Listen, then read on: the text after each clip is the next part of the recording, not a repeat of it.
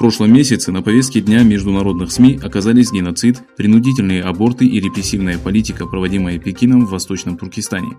Стало известно, что для сокрытия своих преступлений китайские власти, которые столкнулись с критикой международного сообщества, опубликовали новый пропагандистский доклад.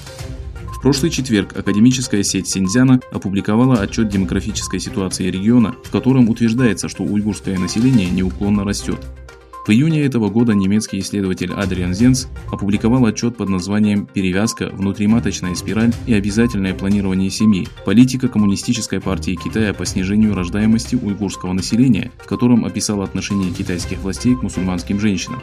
Согласно исследованию специалиста, правительство Китая заставляет уйгурок применять контрацептивы, чтобы не допустить роста местного населения. Зенц подчеркнул, что данная практика является частью планирования населения, направленного на геноцид. Госсекретарь США сделал письменное заявление по данному вопросу. Сегодня мир получил тревожные новости о том, что Коммунистическая партия Китая применяет принудительную стерилизацию, аборты и планирование семьи в отношении уйгуров и других тюрков в оккупированном Восточном Туркестане, отметил Помпео.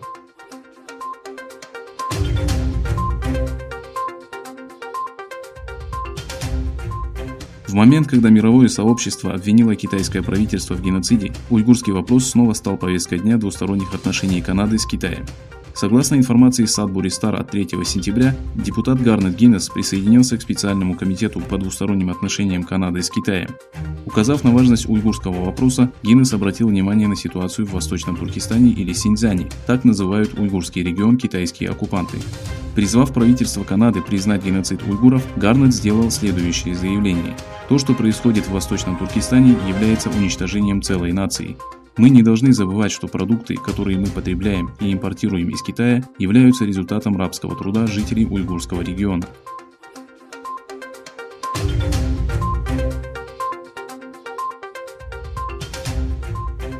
Министры обороны Индии и Китая договорились предпринять шаги по снижению растущей напряженности в спорном приграничном регионе. Согласно сообщениям индийской прессы, министр обороны Индии Раджнат Сингх и его китайский коллега Вэй Фэнхе провели переговоры в Москве, в которую прибыли для участия в саммите Шанхайской организации сотрудничества. Министерство обороны Индии отметило, что стороны договорились избегать шагов, которые могут увеличить напряженность и осложнить ситуацию. 15 июня в северо-восточном регионе Индии произошел конфликт между военными Китая и Индии, который привел к гибели 20 индийских солдат. Ситуация в горном районе накалилась после того, как в начале мая китайские солдаты вошли в Ладак с 3 точек, установив свои палатки и военные посты.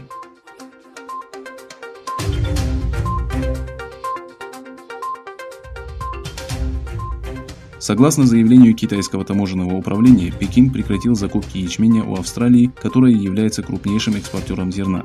Китайские официальные лица объявили о приостановке импорта, заявив, что в продуктах австралийской компании содержатся вредители.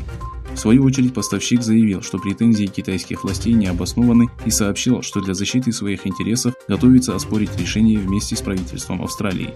Пекин ввел таможенный налог в размере 80% на ячмень, импортируемый из Австралии, что привело к снижению объемов торговли между двумя странами.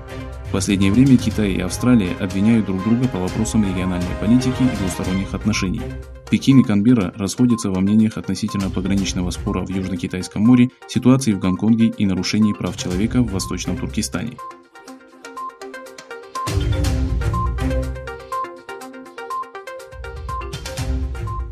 Первый этап масштабных учений с участием сухопутных войск и авиации Азербайджана и Турции прошел в Нахчиване.